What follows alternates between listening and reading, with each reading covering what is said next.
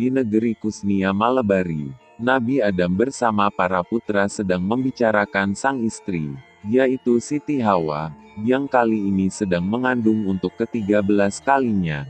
Yang kala itu Siti Hawa mengidam ingin memakan buah-buahan dari taman surga.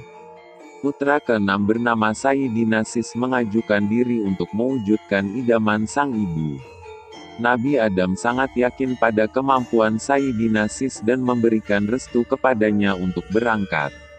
Sedikit cerita tentang kelahiran Sayyidina Sis. Kelahiran Sayyidina Sis yang bermula dari benih Adam dan Hawa yang dimasukkan dalam cupu manik astagina, yang kemudian diambil oleh malaikat Jibril. Atas izin Allah yang Maha Kuasa, kedua benih itu digabung hingga menjadi sebuah bayi laki-laki, yang diberi nama Sayyidina Sis.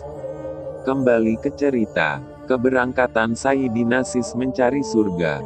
Sayyidina Habil memerintahkan 4 orang adiknya, yaitu Sayyidina Israel, Sayyidina Israwan, Sayyidina Basradiwan, dan Sayyidina Yasis untuk mengantarkan keberangkatan Sayyidina Sis dalam mewujudkan idaman sang ibu.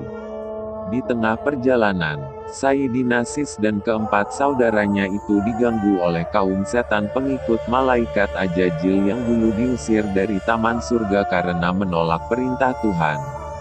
Terjadilah pertempuran di mana para setan tersebut dapat diusir pergi. Sesampainya di tepi hutan, Sayyidina Sis berpisah dengan keempat saudaranya untuk melanjutkan perjalanan seorang diri. Sayyidina Sis memasuki hutan belantara untuk kemudian bertafakur meminta izin Tuhan yang Maha Kuasa supaya bisa mendapatkan buah-buahan taman surga. Setelah 40 hari bertafakur mengheningkan cipta, malaikat Jibril pun datang menyampaikan perintah Tuhan, bahwa Sayyidina Sis diizinkan naik ke taman surga untuk memetik buah-buahan yang menjadi idaman ibunya. Di dalam taman surga, malaikat Jibril mengantarkan Sayyidina Sis memetik buah-buahan yang diinginkan Siti Hawa.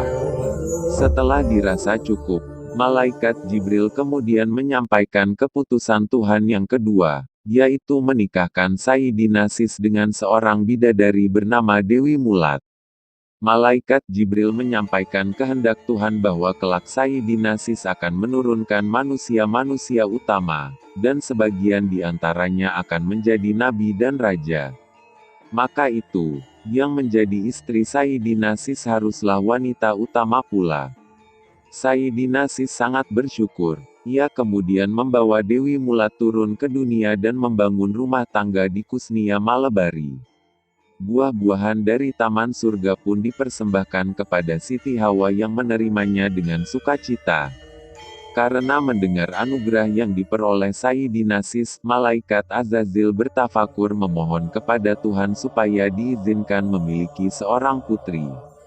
Ia berharap melalui putrinya itu bisa lahir keturunan Sayyidina Sis yang bisa menjadi raja dan penguasa umat manusia.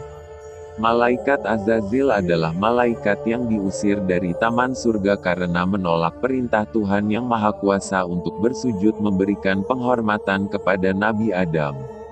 Tuhan yang Maha Adil pun mengabulkan permohonan malaikat Ajajil.